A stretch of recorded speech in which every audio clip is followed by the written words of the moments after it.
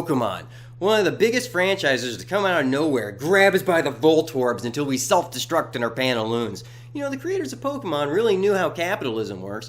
You make a bunch of games about collecting a bunch of random shit, but oh wait, if you want to get all of them though, you need to trade it with another cart that's very similar to it. You know, there's virtually no difference between any of the games on the same generation except for a few random variables. How greedily brilliant is that? And they're selling game link cables left, right, and center because Wi-Fi didn't exist yet. And on top of that, an officially licensed anime series that coexists with the game worlds and they actually influence each other. Although I'm not sure why this VHS tape seems to think it's the only place I can find the full-length poker rap since it's clearly also track 12 on the To Be a Master CD. God. Yeah, they had their shit together and it paid off. But today I'm going to be looking at Pokemon games on the N64. Up to this point, our only experience with Pokemon had been on the Game Boy, so I know I was excited to finally get some games for the consoles. Let's take a look at them all. Pokemon Snap, Pokemon Puzzle League, Pokemon Stadium 1 and 2, and Hey You Pikachu. I also have Smash Brothers, which does have a Pikachu right there on the cover, but that barely counts. Let's start with the cult classic, Pokemon Snap. I find it amazing to this day how loved this game is. For a lot of Western players, this was our first time seeing our favorite Pokemon in 3D and in motion. The basic concept is that you play as Todd Snap, a photographer who's working for Professor Oak to photograph Pokemon on Pokemon Island. Okay, first of all, how uncreative are these names? Todd Snap because he's a photographer?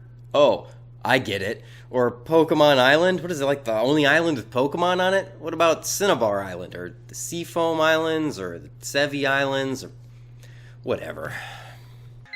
Snap has a simple concept, but it works fairly well. The player is on a predetermined path, but able to look in all directions. The controls are pretty intuitive, adding more features as you unlock new equipment. Because this is a score attack game, the goal is to take photos that earn you the most points.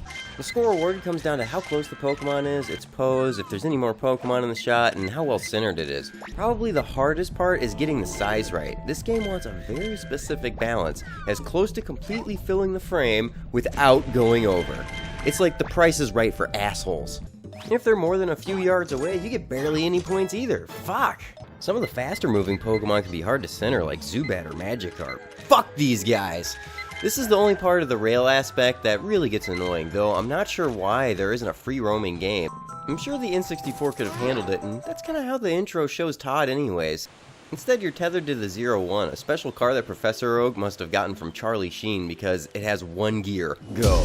The only way to get this thing to stop is to crash into a Pokemon on the tracks. You can move a little bit slower if you look directly behind you, but that's about it. Eventually you can unlock an accelerator that lets you move faster. I'm still not sure how Todd rationalizes getting in an untested vehicle with no brakes and is like, fuck it, I want to go fast. You can also unlock Pokemon food, which you can use to lure out hiding Pokemon or position them for a better shot. Whoa, surfing Pikachu, gnarly, dude! I mostly spend a lot of time throwing those apples in the water, just hoping to get that perfect Magikarp shot someday. Probably the most preposterous item that you get from Oak is the Pester Ball. It's a ball filled with noxious gas that you hurl at wild Pokemon just to piss them off. I bet that's how National Geographic does it. Big boy, get up! That's really the meat of this game. You just take some pictures, throw some balls, play some Poke Flute, and take some more pictures. For being so simplistic, it has a lot of great memorable moments though. Everyone remembers getting all those Charmander together for that shot overflowing with points. It's also the only place that the game stops the 01 because of this giant Moltres egg that's in the road. So why the fuck can't I breed Moltres in the other games? Dicks. One thing I always found strange is that there's only 63 Pokemon in the game. That's an oddly arbitrary number. 64 would make sense since it's on the Nintendo 64. I guess Ekans was supposed to be in the game, but it got cut, which makes me wonder why they didn't throw in another random Pokemon. Would it be that hard to just have a Ditto turn into a Voltorb? They already have Electrode in the game. You just shrink it down, turn it upside down, and put the little weird Ditto smile on it. It's confusing that the creators are so resistant to making another one of these games, especially since there's a pretty large demand for it. I think it's safe to say that none of them were expecting people to actually like this game. Now let's take a look at Pokemon Puzzle League. This game starts up with a full motion video segment. For being on the N64, this actually looks pretty damn good. You didn't get to see FMV like this on the N64 as opposed to on the PlayStation, making it pretty cool to see that it could have been implemented more on the console. This game also uses a remixed version of the music from the To Be a Master CD and even has the voice cast from the show. As the title implies, this is in the puzzle battle genre and is surprisingly one of my favorites. Because of the competitive nature, it makes for a great drinking game. Hey, Prism. Yes, Dingo? What do you say I install your drinking module when we get our drink on? It's gonna be one of those nights now, isn't it?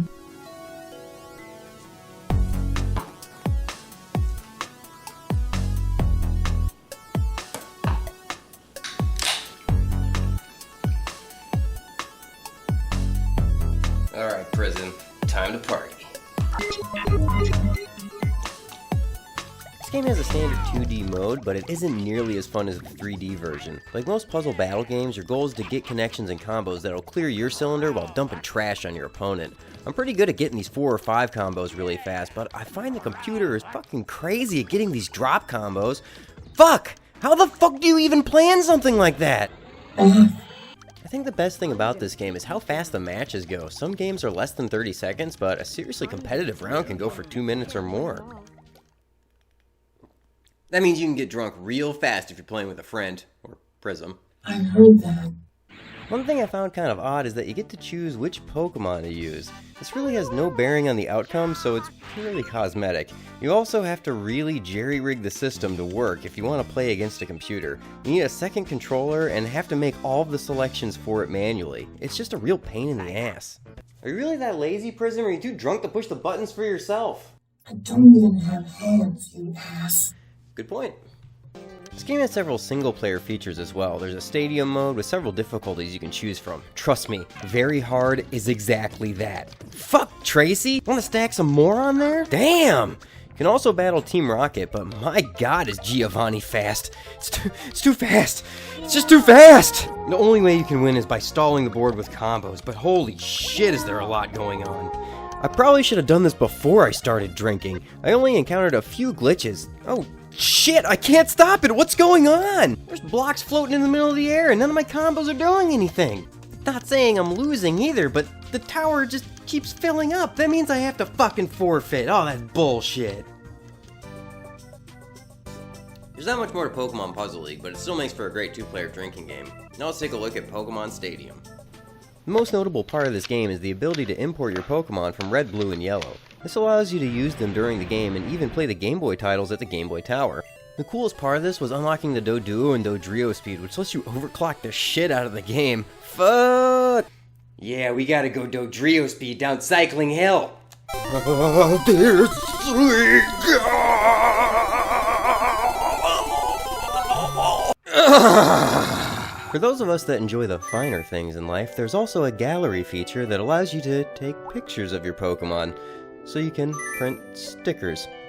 I guess you could use this with one of those Pokemon Snap kiosks if you really wanted to, or you could use video capture software in a printer, but who would want a bunch of stickers anyways? The Battle Now feature will give you a random team, which is actually pretty challenging if you want to test your skills as a trainer, or you can do a versus match with the game packs, but the real meat of this game is in the stadium. There are 4 cups with their own rules. The disappointing part is that there are pretty strict level rules, meaning you can't randomly just put in your Game Boy cart and expect to qualify for one of these cups. Basically, you just need to know all of the rules for each cup, and then when you play the Game Boy game to certain points, stop and register your team. You can play with a partial team and fill in the holes with rental Pokemon, but all of the rentals feel really impersonal. They're usually just an unwanted intrusion in your lineup. Now, I did play through the entire Prime Cup on round 2 with an OP Mewtwo team, just so I could teach my Pikachu surf. Pikachus just really love surfing, don't they? There's also a Gym Leader Tower, which is more of the same, but lets you unlock different features. It's definitely worth pointing out that all of the battles in any stadium mode are much harder than in the Game Boy games.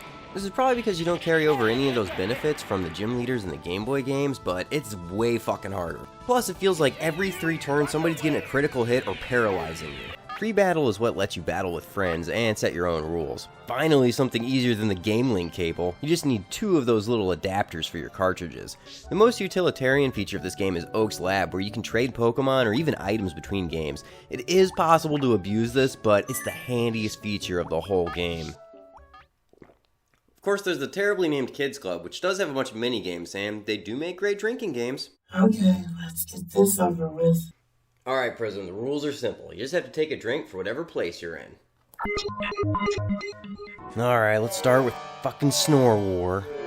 This game's not so bad when you start it, but fuck does it get hard fast. Look at this shit. How is anyone supposed to keep up with that? That's fucking crazy. Fuck, this game sucks. Does anyone actually even like this game? Maybe you should just play it. That's bullshit. That game is just fucking rigged unless you're a computer. Alright, dig. Oh, you better watch out, Prism. I actually know what I'm doing on this game. I'm sure you're very proud of yourself. Fuck. Alright, rematch. I just wasn't warmed up yet. Call me Tina, cause I'm gonna get you. Oh shit, what you got on that bitch? Take your drinks. Stop yourself. Yeah, I'm getting to it. Alright, this magic card game's pretty easy. You just gotta get as many points as you can. How about you worry about your own points? Oh, 4th place, that's weak. Take 4 drinks. Not as weak as your face. Good one. Oh shit, rock hard, and better watch out on this one. Why? Every day I go hard, baby. You. Now let's move on to Stadium 2, which includes the 2nd generation games. Some might still have the box of this game. Must be because it's really shiny. Ooh. Even though it doesn't explicitly say that it supports Crystal, it actually does, which is my Pokemon game of choice. Stadium 2 offers all the same features as Stadium 1, but now upgraded to handle the Generation 2 games. This is great because Oak's Lab allows you to easily see what moves in Pokemon aren't compatible with trading in between Gen 1 and 2. They also figured out that naming the minigames Kids Club might seem like a pejorative to older players, and it offers even more drinking games to get wasted to.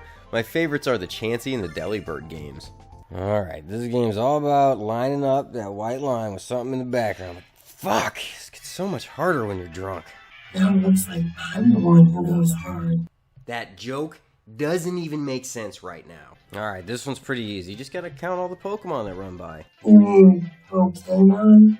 No, it's in katakana because they stole it from English from Pocket Monsters. If you're gonna be a purist, it should be Pokemon. That just sounds stupid. Well, no shit. Fuck. Also returning in Stadium 2 is the Game Boy Tower, which you can now use with all of the Generation 2 and Generation 1 games. One thing to note is that you can't use the overclock feature with the Generation 2 games in the Game Boy Tower, probably because it would ruin the in-game time that always eats those games' batteries. Luckily, the limited life of the Game Boy can be offset by storing Pokemon on these N64 carts, which have a much longer lifespan. Another feature this game offers is the Mystery Gift, which allows you to simulate doing an IR hit with Carrie, this girl in the Goldenrod department store. This feature is nice because many players may not have a second Game Boy Color or Pokemon cart to Mystery Gift with, or a friend who's still playing this game at the same time they are. Oh hey Prism, how about we Mystery Gift? No. While this game doesn't have too many new features, I highly recommend it to anyone who wants to do a lot of Pokemon breeding in Generation 2. I can't even count how many teams I've raised, and it was all possible to how industrious the computer and trade features are in Oak's Lab. And that's not to mention how much better the Game Boy Tower is than this unlicensed game booster. Being able to play all of your Game Boy games on your N64 sounds great, right? Except that there's only one fucking song that plays in a continuous loop, and it sounds like you've blown out every speaker on your fucking TV! And I could never get Wario Land 2 to work on it, so this thing's just fucked.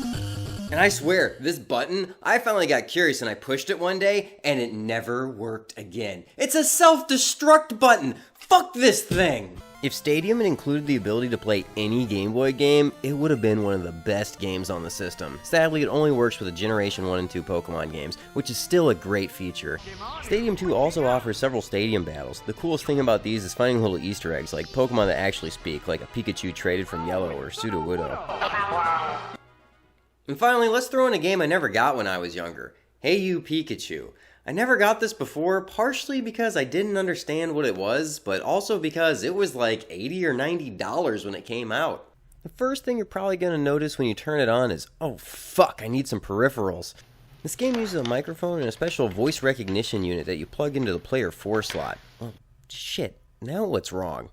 Oh, this cable's all old and fucking worn out. I seriously have to flip this thing upside down for it to work? So when you finally do get all this equipment working, you get told by a disembodied Professor Oak to go meet this Pikachu in the forest. Okay, here it is. Then, you talk to it. Hey you, Pikachu! Okay. Sometimes it listens to you, sometimes it doesn't. That sentence alone could really summarize this game, but I've come this far, so let's dig into it. From what I can figure out, you're supposed to tell Pikachu keywords into the mic so it can act like a little shit and ignore you. Even when it does listen, I feel like this game has no faith in me whatsoever. Oh, that's a beach ball. No shit. Sometimes you have missions to do, but I use that term loosely, like collecting ingredients for a picnic with Bulbasaur. What's odd is that in a game that's so simplistic, the controls barely work. It's not until about 2.5 hours into the game that you unlock the feature that lets you look around. That's not a feature, it's a basic control. You should be able to do that the entire time. Imagine if on the first level of GoldenEye you can only face one direction and shoot. You have to wait until the facility to look around, and then the bunker to reload your gun. That's what this feels like. Clearly this game was intended for young children who have little to no expectations for what should be in a video game. But really, it actually explains how to open a gate. So that's what the A button's for. And if you think I'm taking the tutorial out of context, I'm not. This screenshot is from 47 minutes into the gameplay, and then it congratulates me for figuring out how to get through the gate! Oh, shit, Pikachu took away my toolbox. Now I can't get in contact with Professor Oak. I hope I don't get barricaded in by another gate. Everything about this game feels odd. Why are the cutscenes overlaid with this film reel look? All you have to do is change the aspect ratio. I've been over this. Why do the text boxes fill the screen rather than just the bottom? Have these guys ever played an RPG like, Pokemon? Or sometimes it does this weird thing like it's going to a commercial break. I mean, why would you put an internal eye catch bumper into a video game that doesn't have commercials? It makes no sense. Then there's other times I really have to question the safety of what's going on. Like, why would there be marbles in a piñata? Who puts glass in a piñata that you smash with a baseball bat? Who does that? This game wasn't all bad though. I did like this scene with the Haunter. Oh shit, Pikachu! Thunderbolt!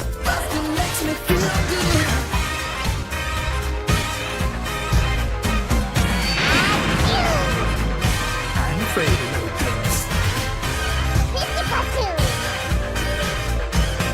The section finding the lost Poliwags was kind of promising. Sort of reminded me of Sonic 3D Blast. But this was way harder since all of the controls are vocal.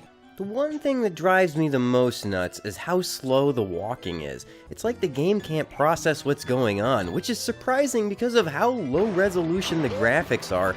Look at this day to night transition. And what's up with this background? Oh, it looks like it was drawn by a 3rd grader, and what the hell? You can actually see it repeating itself on the same screen. Clearly, they did not give a fuck. One thing that has potential to give this game some replay value is the fishing, since you get something like a Pokedex to track your records, but even this is tricky since the voice recognition is iffy at best. Clearly a lot of this game's programming went into the voice recognition, which was ambitious for its time, but even today voice recognition isn't very reliable, even for things like Windows or Siri. Now you can get a better fishing lure from the store, but they even made this a pain in the ass. You have to wait for Pikachu to randomly choose something, then when it gets the wrong thing, tell it no. Then you just have to try again until Pikachu finally picks up the fishing lure. But it doesn't really help that much because the most limiting factor isn't the lure, it's the fact that it takes so long to process commands. Hold! No, fuck! Shit! Hold! No! Pull it in! Oh, son of a bitch, this should be named Fuck You, Pikachu! Eventually I just found myself going into the woods, ignoring Pikachu completely, and just picking up all the shit I thought was valuable because that was the closest it gets to being a game. That and maybe finding pirate treasure. That was okay too. I could sit here all day engaging in Fluxinox and Nihilopilification about Hey You Pikachu, but you get the picture. Finally, let's pop in Super Smash Bros. So that way I can end with a good taste in my mouth. I don't really consider this a Pokemon game, but it's one of the best games on the N64, and hey, it has a few Pokemon in it. The only 2 playable Pokemon are Pikachu and Jigglypuff. I'm actually not bad with them, and Jigglypuff makes for a great humiliation kill. I'm still not sure why Rest is one of the most powerful attacks in the game. It doesn't even do that in the real Pokemon games, but hey, I'll take it. Even though this game is still pretty expensive, it's a must-own for the N64, especially for multiplayer. Overall, Pokemon N64 games are kinda meh. Snap and Puzzle League are pretty fun, and Stadium 2 makes for a great organizational tool. All the party games are really fun because they'll definitely get you lit. And on that note, I think I'm gonna pass out.